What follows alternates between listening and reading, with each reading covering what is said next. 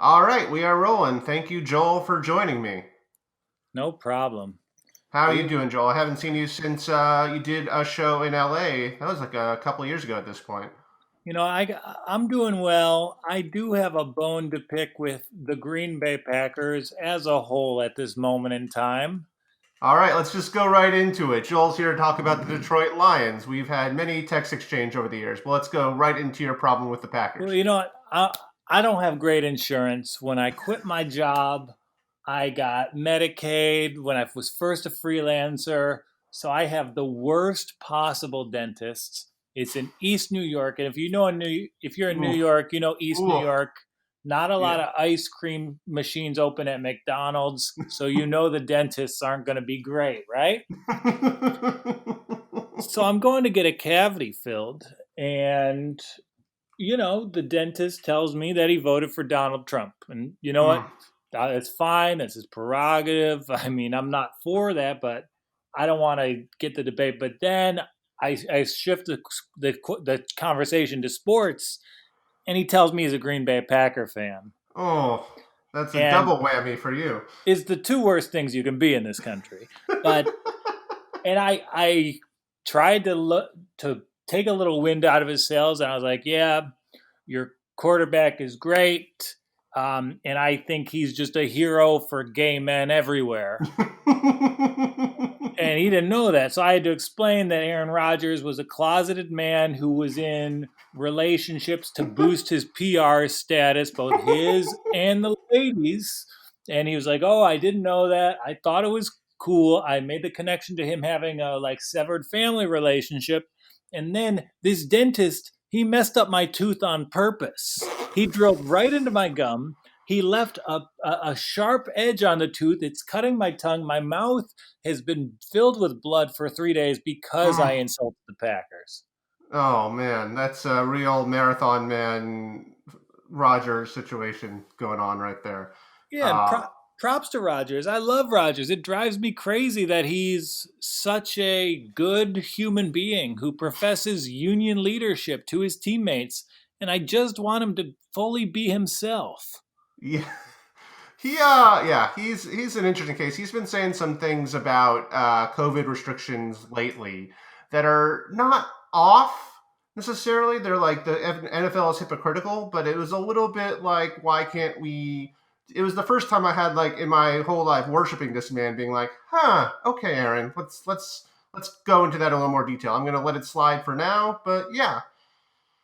But that's okay. I mean, for he's trying to get his younger guys involved. And ESPN ran an article last month about how his relationships with his backup quarterbacks, and he got into a big fight with his former backup because he made them go to a college frat party they were invited to, and the backup, they wouldn't sing to the fraternity's queen. So Aaron Hmm. did. He was participating in the activities, but his backup did not do it. Was that Matty Flynn?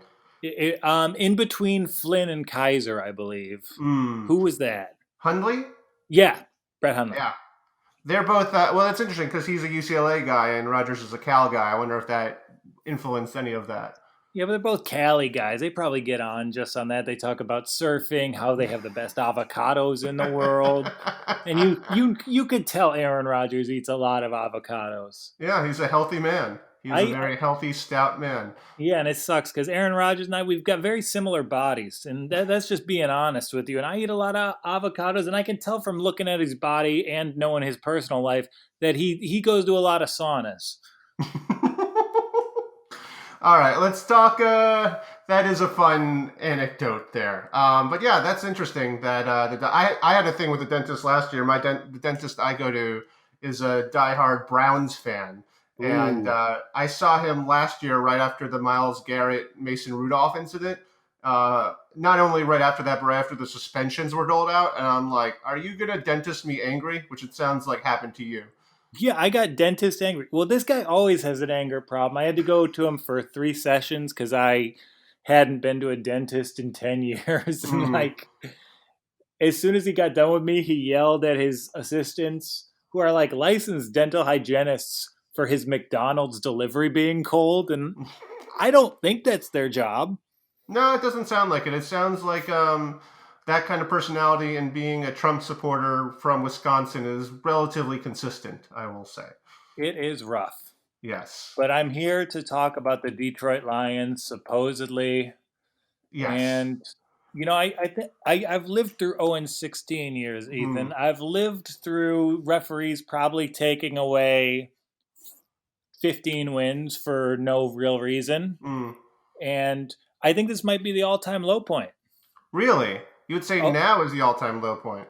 yeah, I would say so. This is worse than Barry Sanders retiring. This is worse than Calvin Johnson retiring because the worst thing you could do as an NFL franchise is run it for the short term. Mm. And we had the third pick in this year's draft. And there were three franchise changing quarterbacks in this draft. We didn't take either of them. We didn't trade the pick for a ransom. We took a cornerback who is presently rated worst at his division in at his position in the entire NFL. Mm.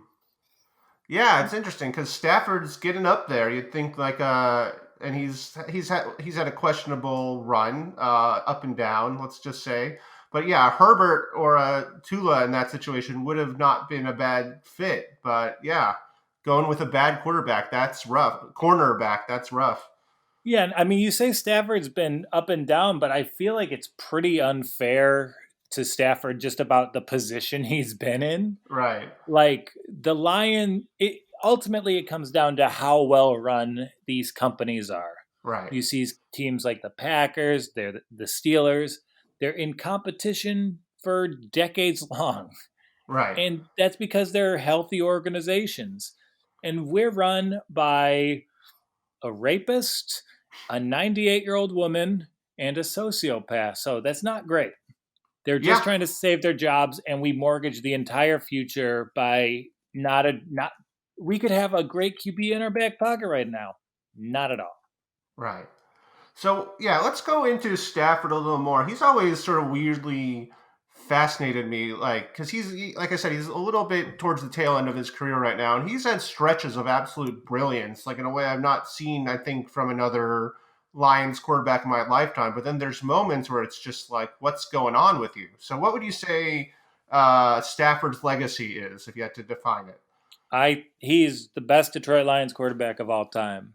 He's someone who has succeeded. The success he's had has been in spite of this team, and like Judge Stafford, when he gets the ball down a touchdown with a minute to go, he always gets the team down the field.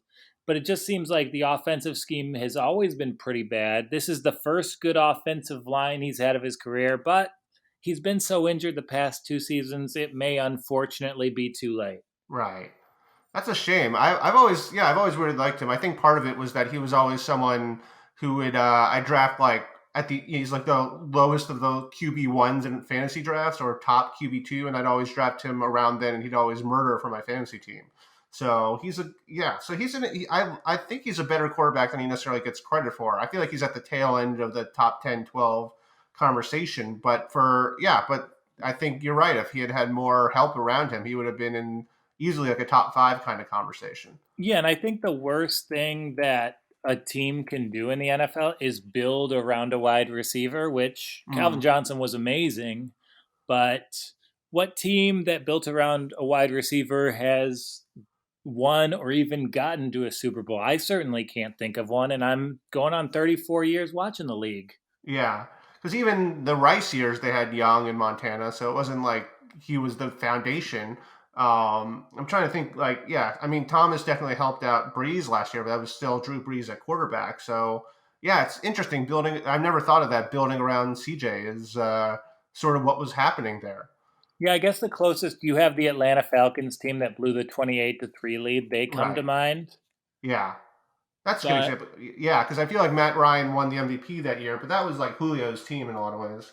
yeah, and like Stafford, I mean, he's a better quarterback than Kirk Cousins. He's got an amazing arm, but I mean, if you put him in the right scheme, you can weaponize that arm and really use it.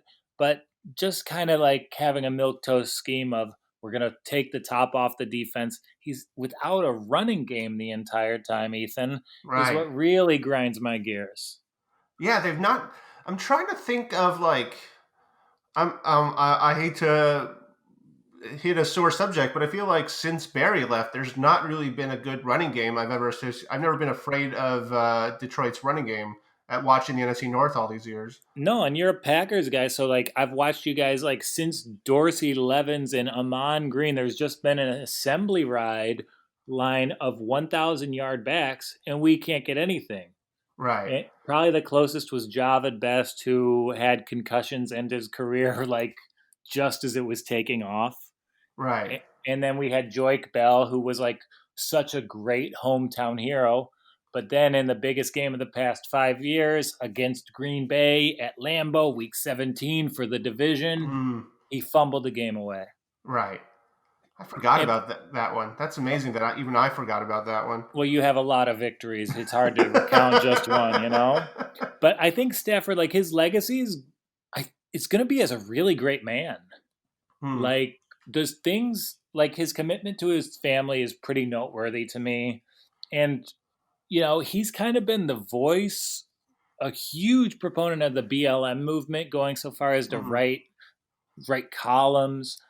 He's donating most of his salary this season to a social justice fund at the University of Georgia. And he's Hmm. a rich kid from Arlington Park, Texas. For Hmm. him to have these perspectives and for him to be espousing these beliefs is a really valuable thing, I think. Yeah, I didn't even know that. And compare that to Drew Brees, who this offseason said some real horseshit things. That's really admirable.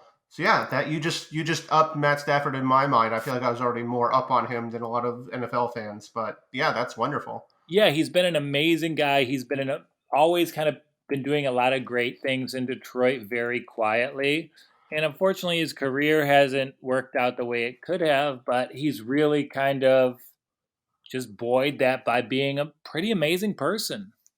Yeah, I'll give you that. A lot of this podcast, when I've had teams on that I have generally negative associations with, I'm like, oh, okay, that's interesting. I like that perspective. So thank you for making me very much more positive on Matthew Stafford, who I already Yep. was, like I said, already pretty positive on.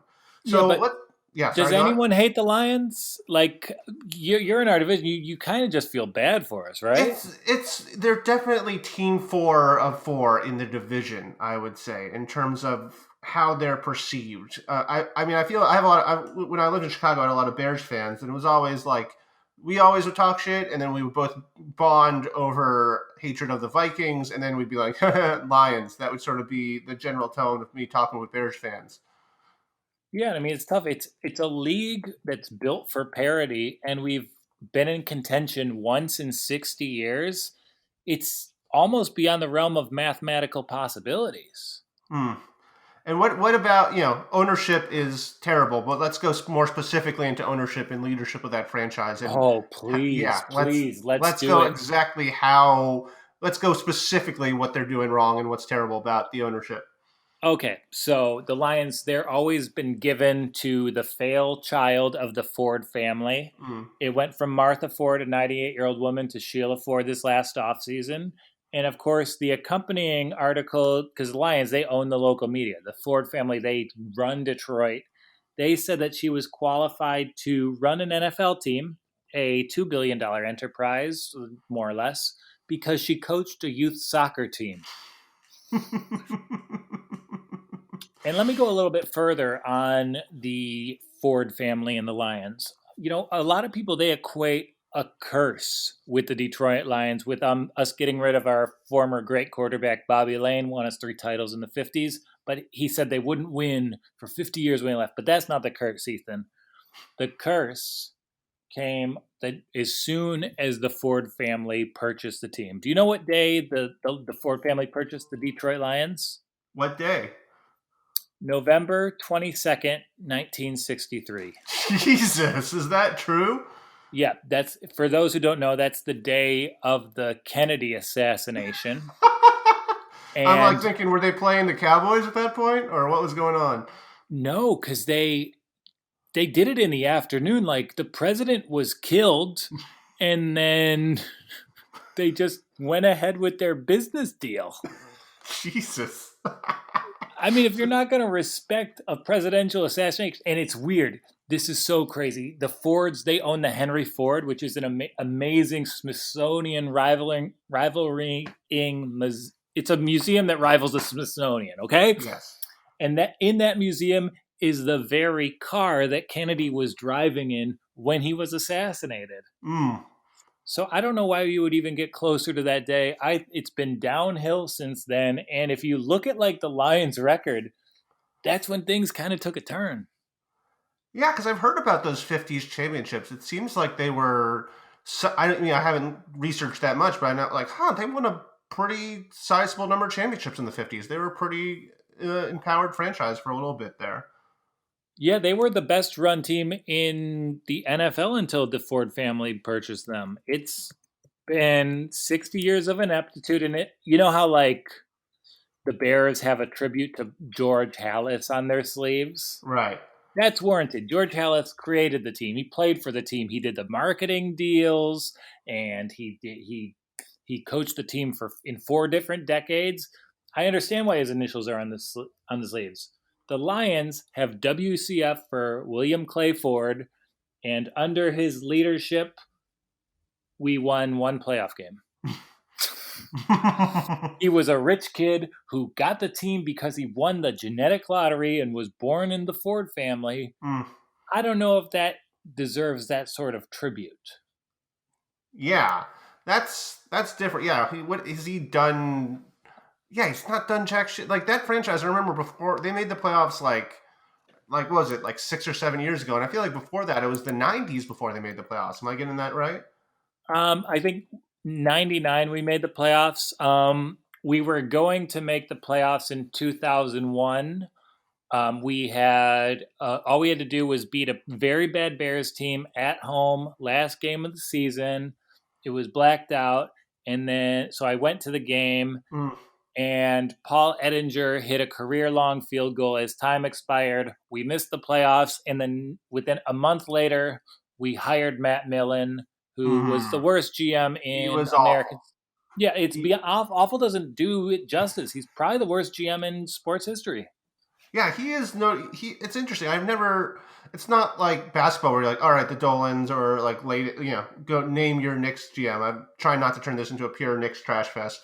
But it's just like, but I feel like he's iconic in a way, in terms of his awfulness. In a way, I don't think I've seen other GMs or NFL like coaches. This is not even like coaches. Like if you think of like who's the worst organizational leader in at least football in the last 20 years, he's one of the first names that comes up. It's got to be the first names because the other name he took a team that was 9-7. They went 2-14 for perpetuity. He's like the Ryan Leaf of GMs in a lot of ways. Yeah. Oh man, Michigan hates Jim Harbaugh as well. This is just a little tangent. Do you know Yeah. Jim Harbaugh's first player development job? He was supposed to be Ryan Leaf's mentor. I did not know that, but that's fun information right there. Yeah, he was supposed to be the guy who kept Ryan Leaf under his wing. How did that work out? Yeah, that's great. Well, he was good with the Colts. I remember him on the Colts, Jim Harbaugh. He was all Yeah, right. yeah, he was fine. Yeah. But yeah, so Matt Millen, what was it? He kept drafting wide receiver busts. Hell And yeah. And I think the Lions are actually complicit in the death of one of those busts. mm, Charles Rogers was from the area. Everyone around him's like, yo, he can't stay home. He can't stay home. And so the Lions picked him second overall. He had some injuries. The Lions did not have any structure planned out for him while he recovered from the injury, and then he just spiraled into addiction. mm. He passed away at the age of 36. And you know what? If he's drafted by the Steelers, if he's drafted by the Patriots, I think he's probably alive today. Yeah. Yeah, I would say that's fair. That is yeah. I didn't even know he was dead. That wow. Okay, that's the way I feel about kind of liking Matt Stafford and like him more. I feel the opposite now about Matt Millen. I didn't know I could hate that man more, but apparently I can. Yeah, this is a conversation about my favorite football team. And in the first 20 minutes, I've brought up their ties to the Kennedy assassination and then, how they're complicit in the death of a former first round draft pick. So, yeah, pretty well run franchise there. Yeah, I think that's listen for the Lions. It's a very merited way to direct it, but it definitely seems like Detroit fans, like with their other teams, they've had success in the relatively recent, in our lifetimes at least. The Tigers have made a World Series or two there. Pistons and Red Wings have won some championships. So it seems, but it seems like football is still maybe the central sport in Detroit, and it's the one that is the suffering the most. Yeah, but at this present time, I think the Lions are the best team in Detroit sports. How sad is that? Yeah, the Red Wings were good, but then the NHL instituted a series of rules and cap regulations preventing them from ever being good again. Mm. Like they were the Yankees of the sport, and they're like, nah, you're too powerful, and hasn't been good since. Yeah, and And the I mean, Tigers have been pretty awful lately. yeah, the Tigers, I mean, I know they were competitive, but like I gave up on baseball for the Tigers. Like they were the best team for an entire decade. You have the best pitcher of your generation, you have the best hitter of your generation.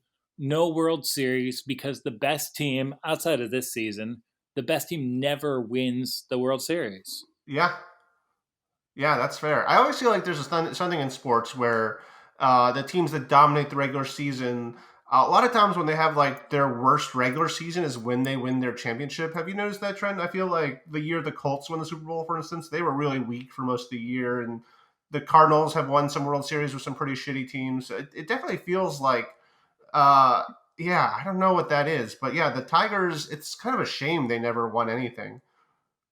Yeah, it certainly is. And now we have to like kind of pretend that the San Francisco Giants had a dynasty in the early 2000s.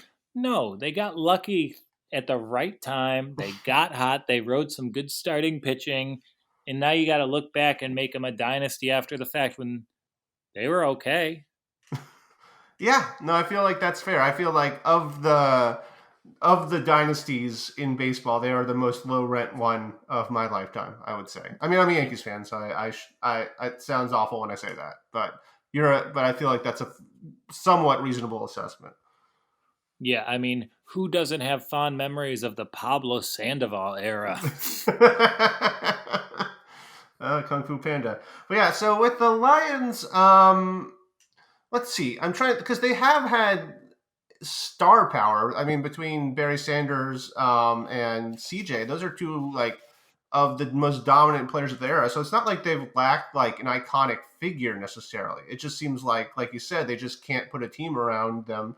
And they like that's two of your probably the best players of our lifetimes in for the Lions who retired early and sort of said fuck it. Yeah, but it's just like there's very basic things they didn't do as a company. Right. Like they didn't get a lot of teams they plan their players' meals and they make sure there's masseuses and physical trainers there. The Lions didn't get these things until Jim Caldwell came to town.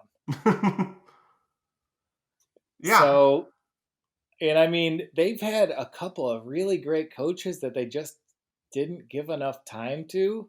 Mm. Am I crazy? Like I saw Jim Schwartz like turn a title for the Philadelphia Eagles. You're telling me he can't get a longer reach when he's rehabilitating an 0-16 team? Yeah. That's true. I feel like the Browns had an 0-16 year recently, but I feel like that takes away from it. That was it 2008 when they were 0-16. That was almost like Yeah, 2008. I that love was that team. yeah, it was like the culmination of a decade of the Lions in a lot of ways. Yeah, and I thought it was the darkest, but now it's 12 years later and we're just re-entering the cycle Mm, once again. hmm. That's yeah. I'm sorry, man, that you have to live through that. But I well, can't believe I still love this team. Is that crazy? I'm I'm a Knicks sitting. fan, so I completely understand the delusion of like how do I still root for this team? But But it's you had just those Ewing years, those Starks years growing up. You got to yeah, see Allen Houston and Latrell Sprewell and Camby bring you guys to a championship. yeah. I haven't had any moment. Did you It's have? I just think like you had one playoff win. Did you have one? It was in 1991. I unfortunately don't remember it. Mm. I went back and watched it during quarantine, and Eric Kramer looked great. I thought you won one more than that, but apparently I'm wrong. We beat Dallas, but then there was a pass interference Oh call that yeah, was reversed. It was against Brandon Pettigrew, and I wouldn't give him the benefit of the doubt either. So here you that's go. fair. Wasn't that the one with the catch that was not a catch or shouldn't have been a catch? No, that was the next week versus Green Bay. With This was, it was the like first time it was the only time I've ever seen a pass interference announced to the crowd. The ball was moved up, and then they reversed the call. mm, mm. But that's just how it is with the Lions. Like, you're a Packers fan. Like, that Monday night game last year, That was yeah. that was rigged. That well for me as watching that because there's been a few games in the recent years where the Packers have had that go against them, like that Clay Matthews sack on in the Vikings game that wasn't roughing the passer, that was called roughing a passer. Fail Mary game. So I fully admit the Packers had no business winning that game. That was bullshit. But it was just kind of like thinking, all right, karma, let's do this in a year where we don't suck. So that was my Packers fans perspective, but I'm fully on your side that was bullshit. Yeah, because it was two illegal hands to the face calls against Trey Flowers, and I looked it up afterwards. Oh, it was on his And shoulder. yeah, Trey Flowers had never been called for a hands to the face at any level of football. Mm. And then he got called for two in the second half of that game after third down stops. Seems a little sketchy to me. Yeah. And I'm in the gambling industry, right? Yeah, I know you do your weekly. I see your videos; they're very entertaining. Yeah, I work for an operation called the Props Network. So there was actually some conspiracies about that ref, Mm. Cleet Blakeman. And during that stretch, 15 minutes before every one of Cleet's games, someone went and they placed a $200,000 money line bet on the home team. Mm. So he very quietly got investigated for it. But the Detroit Lions, they've given me a lot of joy. And I would argue that they have enough cool things related to them to outweigh the bad and allow me to love them. That's great. So what I usually end this show with is I'm glad we ended. I try to end it on an upbeat note. So I'm glad you said that you still have things to love about them. What can make you love this team more? What do they need? What would you say is like in 3 years from now, you'll say the Lions did good? Look, they'll never be good. I will never see a playoff game, but here's what gets me through it. We invented Thanksgiving football. We are Axel Foley's favorite football team. And Marvin Gaye practiced for the Detroit Lions. Do you ever listen to the Marvin Gaye "What's Going On" album? Yeah. So you know that track. I think it is "What's Going On." You're hearing people talk and they're chittering and chattering. Yeah. That's the Detroit Lions secondary. I did not know that. I honestly did not know that. Yeah, so we're on a Marvin Gaye record. I mean, if you can't win a Super Bowl, at least you can make the best American holiday better. You can make the best R&B singer of all time a little bit more sensual, and that'll be our contribution to the zeitgeist. Meanwhile, we have the only quarterback outside of Aaron Rodgers who's actually a decent human being. Yeah. Which is not nothing. Those are three things. Like you said, I like that. Just enough to still love that team. Those are wonderful things. Yeah, it's fine. And it's not getting better anytime soon. We're going to rebuild the rebuild process. We're going to pick the wrong guy. And you know what? Gambling, it's a hell of a thing to get you through each Sunday. All right, we can leave it on that cheery note. But Joel, you mentioned Props Network. You want to give the information for that? Do any other plugs, all that? Yeah, I have a twice weekly show doing analysis, gambling talk, and comedy at the Props Network. It's called The Walk On. It's you can live stream it every Monday and Wednesday at 7, or it's on all podcast platforms on Tuesdays and Thursdays. It's a ton of content. It's my full-time job. So I would appreciate anyone supporting it. I miss you, man. So thank you for coming on the podcast. And I'm not going to say go Lions, but I will say good luck. We'll win this week. We play Washington. Oh yeah, I think we'll take care of that, and I think the Packers have a good hope this year. I don't think that coach is actually good. Am I crazy? see, I like Lafleur. He's not good at second half adjustments. When they're not doing well in the first half, they don't do well in the second half. That's been the pattern. That's a problem, especially in this NFL.